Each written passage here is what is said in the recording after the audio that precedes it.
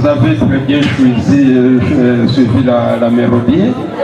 Cette mélodie a été composée par les chanteuses rwandaises répondant de Mupasoni Turbe.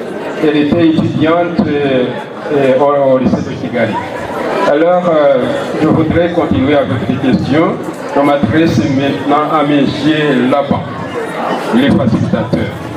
Monsieur Laban, est-ce que tu peux nous dire le pays évoqué par l'artiste dans cette mélodie? Je pense que tout le monde a saisi le nom du pays que la chanteuse là a parlé, c'est le Rwanda, n'est-ce pas? Ok, merci. Très bien répondu. Vous applaudissez alors. Applaudissez. Donc, la chanteuse de la mélodie s'appelle Mupasoni Turbe. Elle a chanté le Rwanda, elle a décrit le Rwanda. Et alors, ce pays qui a été décrit selon ses collines, il porte un autre nom. À part le Rwanda, comment est-ce qu'on appelle selon les collines qu'on trouve ici au pays? C'est quel genre de pays? Mademoiselle Troisi peut nous donner la réponse. Merci beaucoup.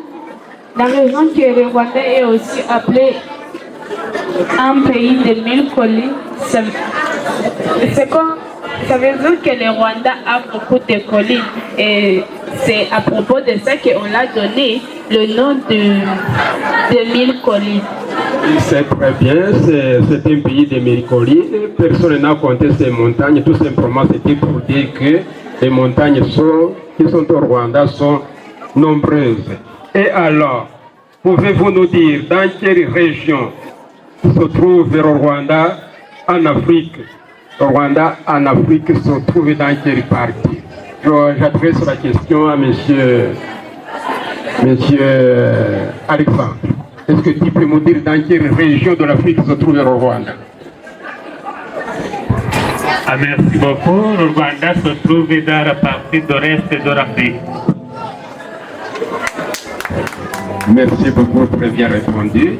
Le Rwanda se trouve dans la partie de l'Est de l'Afrique, ce qu'on appelle en anglais, se trouve dans une communauté qu'on appelle EAC, East African Community.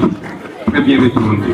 Alors, par rapport à l'équateur, vous connaissez la ligne qu'on appelle l'équateur en France, vous avez appris la géographie. Et alors, où se trouve le Rwanda par rapport à l'équateur? Il y a un volontaire qui peut répondre à la question? Il se trouve au loin de l'équateur. Il a répondu, applaudissez pour elle. Et l'autre. Mais ce que nous mettons en pratique, c'est ça. Merci beaucoup. Bien, c'est bien. Donc, ici à l'école, nous sommes appelés tous à développer les langues étrangères. Il s'agit du français, l'anglais et le kiswahili. Ça, c'est très important. Alors, maintenant, je vais vous poser une question de connaissance générale. Comparons le français et l'anglais. Quelle est la langue la plus utilisée, la plus parlée au monde selon vous? Et dites-nous la cause. Allez-y, précis. Je pense que c'est l'anglais parce que on utilise l'anglais pour les études. Et les études, c'est ce qui nous donne du travail. Et aussi là où on va juste comme nous donner du travail, on utilise l'anglais. Alors je crois que l'anglais est plus populaire que le français. Oui, actuellement, l'anglais est la langue la plus parlée au monde. Je crois que plus de milliards de gens utilisent l'anglais dans tout ce qu'ils font, que ce soit dans le domaine politique, dans le domaine économique, dans plusieurs domaines, on pratique l'anglais. Mais très bientôt, on préconise que le français peut être la première langue à être utilisée au monde selon sa beauté et selon ses richesses culturelles. Donc le français est riche en culture, le français est beau, le français est une langue savoureuse, C'est pourquoi je dis que là, tout le monde a bien savouré la langue française. Bien, continuons avec nos questions. Alors, mademoiselle Diane, une langue qui est parlée dans plusieurs nations. Une langue utilisée dans plusieurs domaines et utilisée dans plusieurs nations. Comment est-ce qu'on peut la qualifier? Est-ce que c'est une langue nationale ou bien c'est autre chose?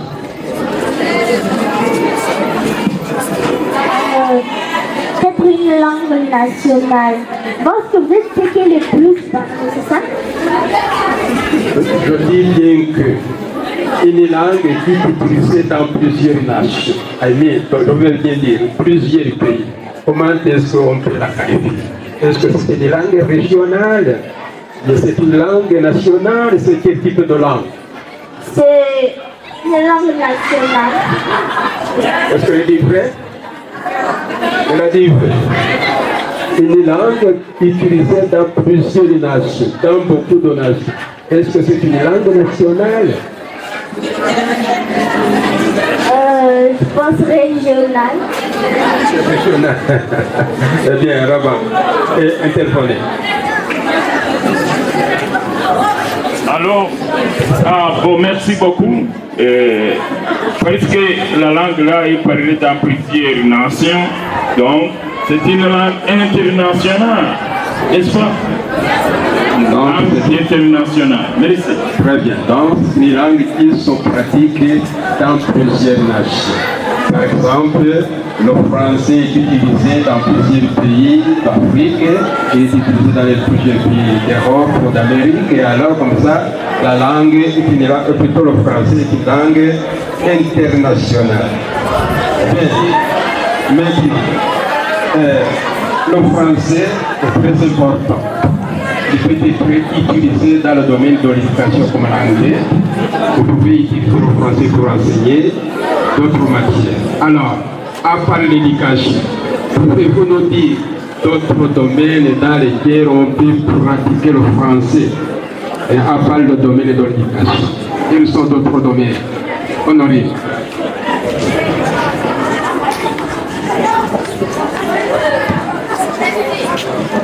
Merci. À part l'éducation, la langue française peut aussi être utilisée dans la communication. Elle peut être aussi utilisée quand quelqu'un fait des affaires comme les business. Merci. Ok, très bien répondu. Ok. Maintenant, venons de voir que le Rwanda pratique la langue anglaise comme d'autres langues étrangères, le swahili et l'anglais. Maintenant, est-ce que pouvez-vous me dire, à part le Rwanda ici en Afrique, quels d'autres pays connaissez-vous qui pratiquent le français? Connaissez-vous d'autres pays africains qui pratiquent le français? Oui. Ah ouais, il y en a comme oui, c'est langues qui sont pas. Donc dans les pays d'où on parle le français, ouais, il y en a. Comme par exemple, il y a comme la RDC, le Burundi, comme ça. Bon, j'ai fait une différence entre les pays et les villes, voilà.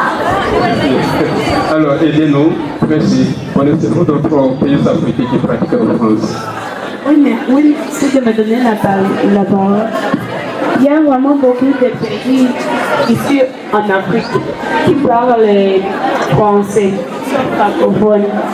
Il y a comme la RDC qui veut dire République démocratique du Congo. Il y a aussi Burundi, il y a aussi Congo, Brazzaville et aussi les autres pays.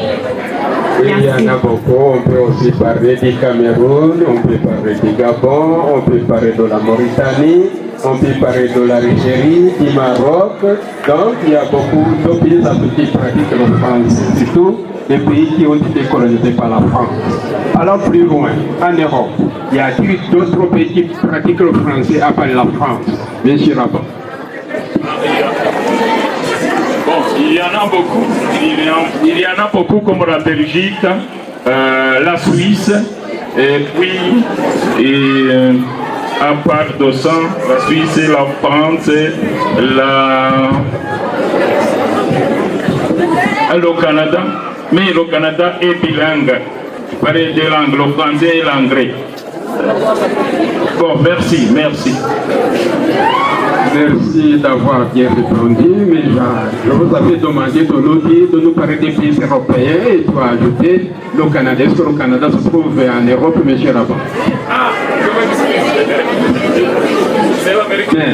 Donc, il a donné un exemple d'un pays américain, un grand pays américain qui pratique le français. Donc, chaque fois, je vous dis que si vous avez la chance de connaître le français, vous pouvez profiter des bourses d'études. Vous pouvez aller en France, vous pouvez aller dans ces pays africains, vous pouvez même aller au Canada. Un exemple que je donne le plus souvent, ici à l'école de groupe scolaire Marie Roisa, il y avait un élève qui s'appelait Chabès, il a terminé ici, il a eu la chance d'avoir une bourse d'études au Canada en cause de son français. Ça c'est vraiment une opportunité. Et le fait de parler français, il a pu avoir une bourse d'études au Canada. Alors, on a parlé du domaine éducationnel et on pratique la langue française. Alors, n'y a-t-il pas d'autres domaines où l'on pratique le français? D'autres domaines où on peut pratiquer le français à part l'éducation? Quelqu'un qui connaît peut donner la réponse. D'autres domaines? Les domaines politiques, les domaines diplomatiques et les domaines médicaux. Merci. Dans le domaine politique, on peut utiliser le français. Dans le domaine de la diplomatie, on peut utiliser le français. Dans le domaine économique, le français s'utilise. Et dans plusieurs domaines, vous pouvez bien utiliser le français. Ce sont les importances de la langue française. Alors, en ayant beaucoup parlé, on a dit beaucoup de la langue française. Prochainement, on va entrer en profondeur. Je voudrais bien remercier tous les participants, je dis les facilitateurs, je parler de nos chers étudiants qui ont pu répondre à nos questions. Prochainement, on va réserver une récompense à une ou quelqu'un qui va répondre mieux que les autres.